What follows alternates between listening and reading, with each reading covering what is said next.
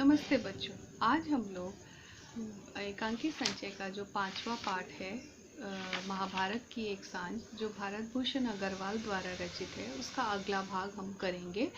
तो यहाँ तक कि पाठ में तुम लोग जान चुके हो कि संजय जो है वो धृतराष्ट्र को सारी घटनाओं के बारे में बता रहे हैं और अब जो घटना घट रही है यहाँ पर भीम ने दुर्योधन को जांघ पर वार किया है और वो दर्द से करहा रहा है। तो ऐसी परिस्थिति में युधिष्ठिर जो है वो उससे देखने आता है कि कहीं वो पछतावा तो नहीं कर रहा है। तो अगर वो पछतावा कर रहा है तो वो उसको व्यथा मुक्त या उसकी व्यथा को वो हल्का करना चाहता है, लेकिन दुर्योधन उसका गलत मतलब निकालते हैं।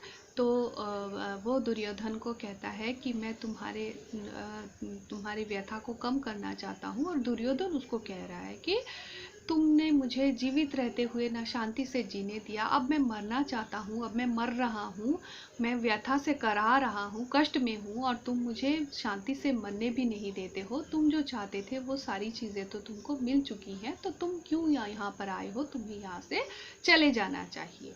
इसके बाद का भाग दुर्योधन जो है वो युधिष्ठिर से कह रहा है, हाय मिथ्याभिमानी, अब भी दया का ढोंग नहीं छोड़ा। यानी तुम मिथ्या के अभिमानी हो, तुम झूठे हो, और तुम दया का जो ढोंग मुझे दिखाने आए हो उसको तुमने अभी तक नहीं छोड़ा।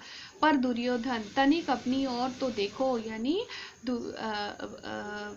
दुर्योधन जो है वो युधिष्ठिर से कह रहा है तुम अपनी ओर देखो, पश्चाताप तो तुम्हें होना चाहिए। यानी पश्चाताप मुझे नहीं, पछतावा मुझे नहीं, तुम्हें होना चाहिए। मैं क्यों पश्चाताप करूं, यानी मैं क्यों पछताऊं? मैंने ऐसा कौन सा पाप किया है? मैंने अपने मन के भावों को गुप्त नहीं रखा है। यानी मैंने तो ऐसा कुछ भी नहीं किया है जिसे देखकर लगे कि मैं पापी हूँ। मैंने तो अपने मन के जो भाव हैं उन्हें कभी भी गुप्त नहीं रखा, उन्हें कभी भी छुपा कर नहीं रखा। मैंने षड्यंत्र नहीं किया, मैंने गुरुजनों को वध नहीं किया। यानी मैंने जो किया वो उसे षड्यंत्र नहीं कहते हैं। मैंने ना षड्यंत्र किया और ना ही मैंने अपने गुरुजनों को मारा। युधिष्ठिर, यह तुम क्या कह रहे हो दुर्योधन? यानी युधिष्ठिर जो है वो दुर्योधन को कह रहा है कि तुम ये कैसी बातें कह रहे हो युधिष्ठिर। फिर उसके बाद दुर्योधन कहता है किटकिटाकर, दुर्योधन नहीं सुद्योधन कहो, मुझे दुर्योधन नहीं सुद्योधन कहो। सुद्योधन, क्या अब भी तुम्हारी छाती ठंडी नहीं हुई? यानी तुम मुझे ऐसा कहो कि सुद्योधन अब तुम्हारी छाती ठंडी नहीं हुई, क्या मुझे मारकर भी तुम्हें संतोष नहीं मिला? यानी अब तुमने मुझे मार दिया है, अब मैं मरने ही वाला हूँ, मैं दर्द से कराह रहा हूँ। तो ऐसी परिस्थिति में भी तुमको शांति नहीं मिल रही है, जो मेरी अंतिम घड़ी में भी मेरे मुंह पर मेरे नाम खिल्ली उड़ा रहे हो। यानी मेरी खिल्ली उड़ाने के लिए, मेरा मजाक उड़ाने के लिए तुम यहाँ पर आ गए हो। अब मेरी मृत्यु होने वाली है, ऐसी परिस्थिति में भी तुम मुझे नहीं छोड़ रहे हो। निर्दयी, क्या ईर्ष्या में अपनी मानवता भी भस्म कर दी है? यानी तुमने ईर्ष्या के कारण, तुमने अपनी घृणा के कारण अपने अंदर जो मानवता थी उसे भी छोड़ दिया है। युधिष्ठिर, क्षमा करो भाई, अब तुम्हें और अधिक कष्ट नहीं पहुंचाना चाहता। यानी मैं तुम्हें अपने भाई को युधिष्ठिर जो है दुर्योधन को कह रहा है कि क्षमा करो भाई, मैं तुम्हें कष्ट नहीं पहुंचाना चाहता हूँ, पर मेरे कहने ना कहने से क्या आने वाली पीढ़ियां तुम्हें दुर्योधन के नाम से ही संबोधित करेगी। यानी आने वाली जो पीढ़ियां हैं, आने वाले जो भविष्य में आने वाले जो लोग हैं वो तुम्हें दुर्योधन ही कहेंगे, कोई तुम्हें सुद्योधन नहीं कहेगा, नाम से ही संबोधित करेगा। तुम्हारे कृत्य की साक्षी इतिहास पुकार पुकार कर, यानी तुमने जो किया है कृत्य, यानी तुमने जो कार्य किया है उस कार्य को इतिहास पुकार पुकार कर कहेगा, तभी तुम्हें दुर्योधन ही कहेगा, कोई तुम्हें सुद्योधन नहीं कहेगा। दुर्योधन, मुझे दुर्योधन कहेगा यही ना? जानता हूँ युधिष्ठिर, मैं जानता हूँ, मुझे मारकर भी तुम चुप नहीं बैठोगे। यानी सब मुझे दुर्योधन ही कहेंगे, ये मैं जानता हूँ, और मुझे मारकर भी तुम्हें शांति नहीं मिलेगी, तुम चुप नहीं बैठोगे। तुम विजयी हो, अपने गुरुजनों और सगे संबंधियों के शोनिध की गंगा में नहाकर तुमने राज मुकुट धारण किया है। यानी तुम विजयी हो, तुम जीत गए हो, लेकिन तुमने अपने गुरुजनों के, अपने पूर्वजों के,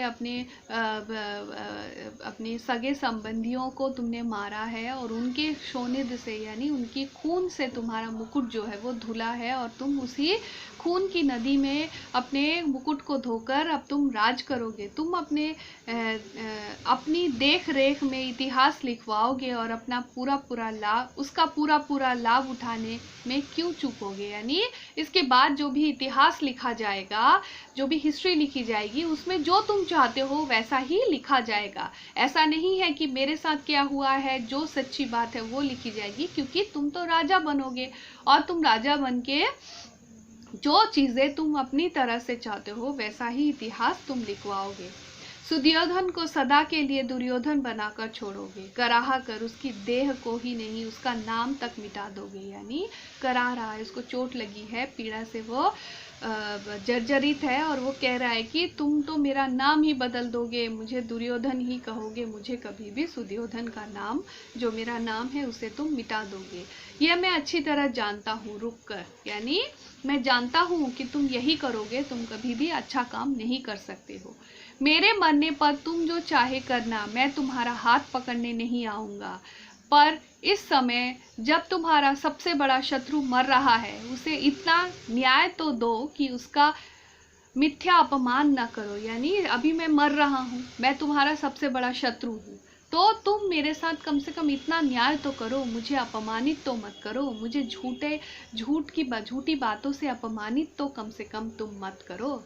तो युधिष्ठिर कह रहा है, युधिष्ठिर ने सदा न्याय ही किया है सुयोधन, यानी युधिष्ठिर जो है वो हमेशा न्याय ही करता है। न्याय के लिए वह बड़े बड़े दुख उठाने से भी नहीं चूका है। सगे संबंधियों के तड़प तड़प कर प्राण त्यागने का वह भीषण दृश्य, यानी युधिष्ठिर जो है वो दुर्योधन से कह रहा है कि सगे संबंधियों को जो मारा गया उसका जो दृश्य था, तड़प तड़प के मरने का जो दृश्य था, वो दृश्य भी मुझे देखना पड़ा।